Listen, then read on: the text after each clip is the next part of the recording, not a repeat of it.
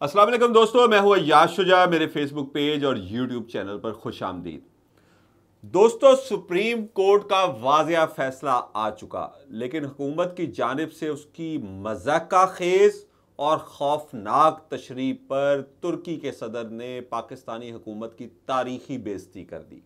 क्या की वो भी आपको बताऊंगा, लेकिन उसके साथ साथ आज की ताज़ा तरीन खबर यह है कि इम्पोर्टेड सरकार की तारीखी नाकामी, डॉलर पाकिस्तान की तारीख की बुलंद तरीन सतह यानी इस वक्त 330 रुपए का हो चुका है। इससे पाकिस्तान के कर्जों में हजारों रुपए का इजाफा, हजारों अरब रुपए का इजाफा हो चुका है।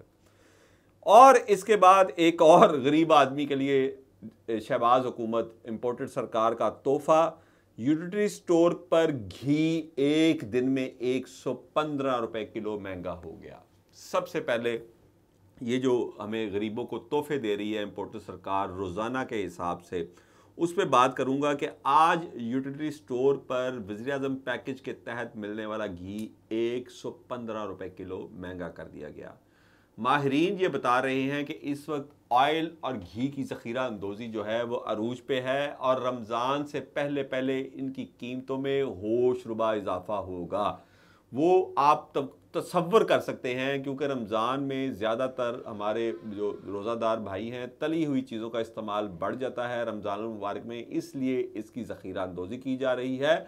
और इम्पोर्टेड सरकार जो कि इंतहाई तजर्बाकार है, जो कि तमाम तजर्बा रखती है, कई बार हुकूमत में आ चुकी है, 3 बार तो इनके भाई वज़ीर आज़म बन चुके हैं, खुद ये कितनी बार वज़ीर आज़म बन चुके हैं, वो इस ज़ख़ीरा अंदोज़ी को रोकने में नाकाम हो चुकी है। उसकी वजह क्या है? उसकी वजह एक है कि इनका एक ही काम है कि अगर अदालत में इमरान खान का तारीखी इस्तकबाल हो तो उस पर दहशतगर्दी का पर्चा दे दो, अगर लाहौर हाई कोर्ट में उसका तारीखी इस्तकबाल हो तो उस पर दहशतगर्दी का पर्चा दे दो, इस्लामाबाद में हो तो दहशतगर्दी का पर्चा दे दो। इनका काम सिर्फ और सिर्फ इमरान खान और उसके साथियों पर दहशतगर्दी के पर्चे देना है। लेकिन दहशतगर्दी से ज़्यादा संगीन जराइम जो लोग कर रहे हैं, खाने पीने की अशिया की तारीखी ज़ख़ीरा अंदोज़ी हो रही है, तारीखी उनकी कीमतों में इजाफा हो रहा है, उस पर इनकी तवज्जो नहीं है। और अब मैं बात करूंगा कि इम्पोर्टेड सरकार की तारीखी नाकामी आज डॉलर 330 रुपए को क्रॉस कर गया है और ये पाकिस्तान की तारीख में डॉलर की सबसे बड़ी कीमत है। वो लोग जो 225 रुपए 125 रुपए पे डॉलर को छोड़ के गए शाहिद खान अब्बासी के दौरे हुकूमत में, जब मुस्लिम लीग नून की 2018 में हुकूमत का खात्मा हुआ तो डॉलर 125 रुपए पे ट्रेड हो रहा था। हालांकि उस वक्त भी डॉलर की कीमत को सरकारी तौर पे कंट्रोल किया गया था, स्टेट बैंक आज़ाद नहीं था। वो लोग जो 170 रुपए इमरान खान के दौरे हुकूमत में होने पर, जबकि IMF की शराइत पर ही स्टेट बैंक को खुद मुख्तार किया गया था, 170 होने पर वावेला कर रहे थे, आज उसकी कीमत तकरीबन इमरान खान के दौरे हुकूमत तक यानी पाकिस्तान के 2022 1947 से लेकर 2022 तक जो कीमत थी उससे उन्होंने सिर्फ और सिर्फ 10 माह में उसमें दुगना इजाफा कर दिया है। 330 का मतलब 170 और 170 340 होते हैं, ये तकरीबन दुगना इजाफा हो चुका है। और जो मनी एक्सचेंज डीलर्स हैं वो कह रहे हैं शायद डॉलर 350 की नफसियाती हद को भी छू लेगा अगर IMF से हमारा मुआहदा ना हुआ। और ये किस वजह से होगा?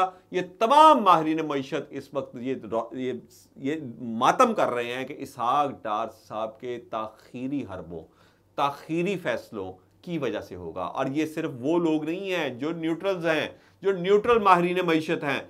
मिफ्ता इस्माइल साहब जो साबिक वफाकी वजीर ख़जाना हैं नून लीग के, उनका भी यही कहना है कि इसहाक डार साहब ने फैसले करने में ताख़ीर की, जिसकी वजह से हम ये उसका खमियाजा भुगत रहे हैं।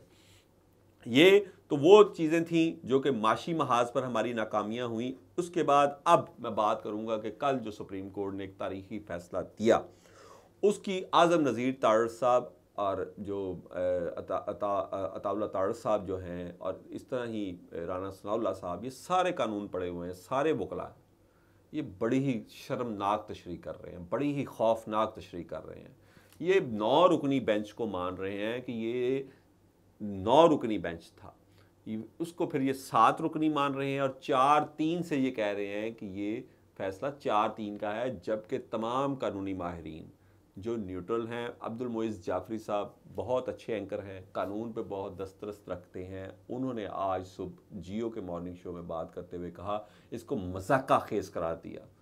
जो आज़म नज़ीर तारण साहब ने सुप्रीम कोर्ट की जो फैसले की तशरीह की है उसको मजाका खेज करार दिया। इरशाद भट्टी साहब ने कल इसको खौफनाक करार दिया कि जो मनमानी तशरीह हुकूमत सुप्रीम कोर्ट के फैसले की कर रही है ये खौफनाक है, ये जिस रास्ते पे चल रहे हैं इंतहाई खौफनाक है। कहते मैं इससे आगे बात नहीं कर सकता। अब मैं बात करूंगा कि तुर्क सदर ने किस तरह इनकी तारीखी बेइज्जती की। अब तक 46,000 से ज़ायद अमवात तुर्की में इस उनकी तारीख के बदतरीन ज़लज़ले से हो चुकी हैं। पूरे शहर के शहर बर्बाद हो चुके हैं। हज़ारों लाखों बच्चे जो हैं वो यतीम हो चुके हैं, उनके घर तबाह हो चुके हैं। उसके बावजूद आपको पता है तुर्क सदर ने क्या किया? हुकूमती पार्टी की उनसे मुलाकात हुई और उसमें उन्होंने ऐलान किया कि बदतरीन ज़लज़ले के बाद जिसमें अरबों डॉलर का नुकसान हो चुका है माशी तौर पर, और जो जाने जो इसके निशाना बनी उनकी कीमत तो कोई इंसान तसव्वुर भी नहीं कर सकता, उसके बावजूद मुकर्ररा वक्त पर इंतखाबात करवाऊंगा। ये खौफनाक ज़लज़ला मुझे मुकर्ररा वक्त पर इंतखाबात करवाने से नहीं रोक सकता। अब आप पूछेंगे कि ये तारीखी बेइज्जती कैसे हुई? तुर्क सदर को अपनी मकबूलियत का इल्म है, उसको पता है, और मैं आपको यह भी बता दूं इन हालात में इलेक्शन को ताखीर का शिकार किया जा सकता है। जो तुर्की में आफत आई है कुदरती, उनके पास वजह मौजूद है, लेकिन चूंकि उनको अपनी मकबूलियत का यकीन है इसलिए वो इंतखाबात को ताखीर का शिकार नहीं कर रहे। कौन कर रहा है पाकिस्तान में? जिनको यकीन है कि अवाम ने इन इंतखाबात में उनको तारीखी तौर पर रद्द करना है। जो अवाम ने पिछले ये 3 दिन 4 दिन पहले होने वाले ज़िमनी इंतखाब में फैसला पंजाब में दिया मोहसिन लगारी के हक में, और आप मार्जिन देखें कि मुस्लिम लीग नून और पीपल्स पार्टी के उम्मीदवारों से कितने बड़े मार्जिन से मोहसिन लगारी साहब जीत रहे हैं। हालांकि मैं उनको ज़ाती तौर पे जानता हूं, वो बहुत बहुत लाइक आदमी है, इरीगेशन पे अथॉरिटी है पंजाब में, लेकिन वो इतने ज़्यादा मिलनसार नहीं है, वो लोगों से बहुत ज़्यादा घुलते मिलते नहीं है। उसके बावजूद उनके वोट देखें कि कितने हैं।